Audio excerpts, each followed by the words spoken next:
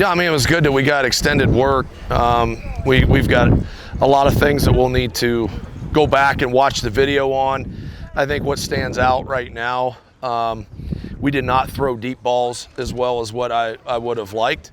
And I don't think we covered deep balls as well as what I'd like. So we've got a lot of work to do in that area of the game, of putting it on, the receiver in those spots. Now, it's not easiest gig in the world right now with the wind the way it is on some of that too. But by the same token, we gotta be more proficient at those, and defensively we got to be in a better spot on those. I thought there was good things on both sides. We've got a lot of work to do to increase our level of play and where we need to get to. It was nice to get out here and have a good weather day. Appreciate all the fans that came out today. So with that, answer any questions. What are your thoughts on Gary Rutherford? I mean, that guy's been making plays all over the field. Yeah, Gary's really good. So that's my thoughts on Gary's going to be a really good player here. He's a football player. Like he runs well, but the biggest thing with Gary Rutherford is that he has a tremendous motor that does not stop. And so every ball, I mean, he's going to be chasing. He will be around the ball every play he's in. And so that's the big thing that you really appreciate about him. Is he a guy who could potentially get in the starting role? Oh, there's no doubt. There's no doubt. I mean, we knew that last fall a little bit. And that's what, again, I made a decision at a certain point in the season, as he kept coming along, you kept seeing him, and that's the thing. Like, you get into fall camp, freshmen get X number of reps and freshmen get X number of things there. And so sometimes you get into the season and they're behind in their overall learning of everything. We made a decision to redshirt Gary. Gary played 4 games. And then we made a decision to keep that year on him.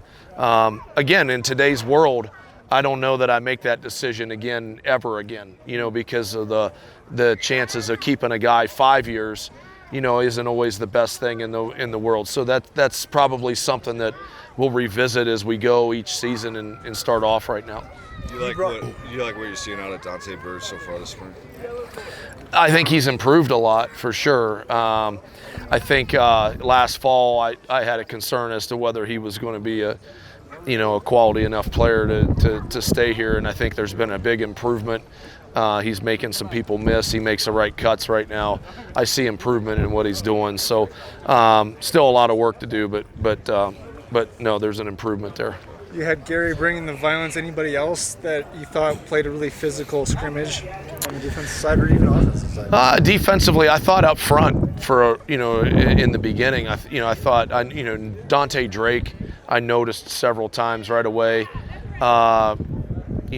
Wilson at defensive end is physical all the time, so he's always going to be kind of denting things in terms of that. And unoffensively, one thing that I kept Jack Walsh, Caden Barnett, John Mike Gillenborg to 2 series, so that I wanted them to get a sprinkle of live work, but they weren't. Right. I wanted that to be 12 to 15 plays, and that's about what they got. So then we had to do that a lot with the backup O lineman.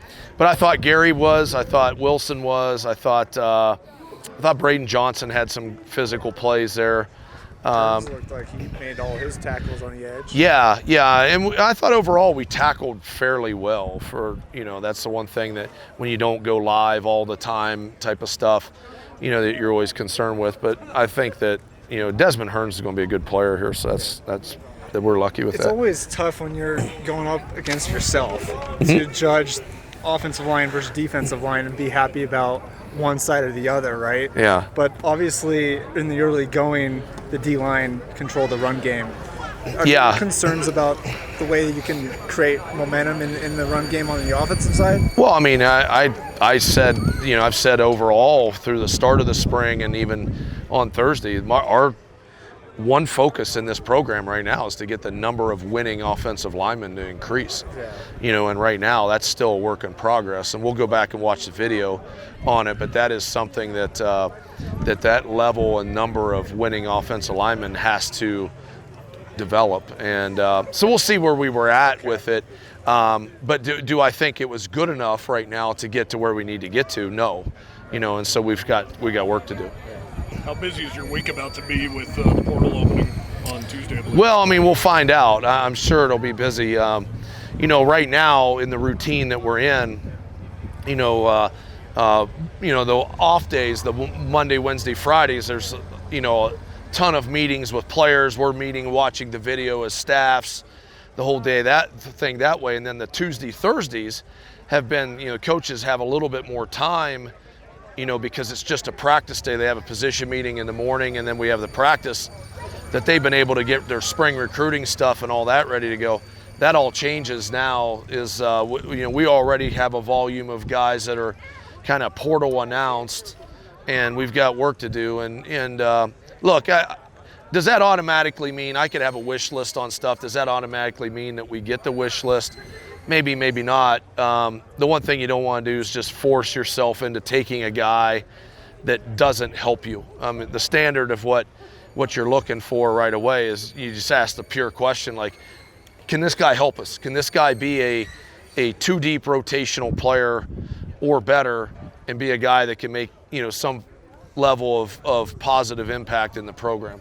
It's the first thing we've got to look for. Would you ever take a player back, like that entered the portal? Nope.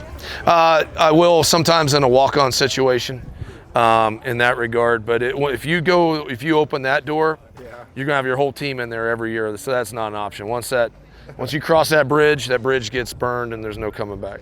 Where's do you like what you're seeing out of Jalen Sargent, just maturity-wise, and Yeah. just compared to last year? Yeah, no doubt. First of all, the empowerment of Jalen Sargent. A year ago, you had other seniors and things, and Jalen Sargent hadn't had a 30 catch year or something like that, and doing those things. And so now, he's coming off of a year where he was productive, but he's also got leadership capabilities and qualities, and now he's able to do that and empowered that way. And no, I mean, he does a good job with that group. I'm excited about he's a really good person, and he's doing a really good job right now, and I'm happy with what he's doing in that room. That room we were leaderless in that, so it's a big deal. Can you talk about Clay Nanke going from tight end to wide receiver? Was that his choice? And No, we felt like with Clay Nanke, the strengths that he has is he runs well and he catches the ball well. And his inline in the box blocking wasn't his biggest strength. And when you move Sawvel there, you have Jake Wilson coming, you already have Gillenborg, you have shown. I mean, it was one of those things. It's like, okay, how many guys do we want stacked up right there? And so Coach Boatnight was the one. Coach Boatnight's pretty good at recruiting on our team. He kept planting a little seed about Nanke, and so I like Clay out there. Clay's got a lot of improving to do, just in terms of, it was good today, put the ball down, coaches off the field, and he's got to do it. And that's the one thing that happens when there's nobody out there and everybody's on a side and you got to get communication done, that you see certain mistakes that happen, that when you're in a practice and there's coaches standing behind you or coaches standing 5 yards from you, that a lot of times they're reminding you of stuff or they're doing whatever. Now when you clear the field, there's certain things that have to show up. So that was a good thing. There were several receivers that made plays today, but number 3 continues to make plays after the catch. What do you like about what he can do? Yeah, as he learns and continues to get better. He started off the spring, he had a little bit of a mini hip flexor issue, and in that he's gotten better and better. He's playing faster and faster. He knows what he's doing right now, which is a good thing. No, I mean, I think it's pretty easy to see that he should be a guy that'll do some things for us this coming fall. He's talented. He is really talented, and he's also physical. So we're excited with what he will be able to do going forward.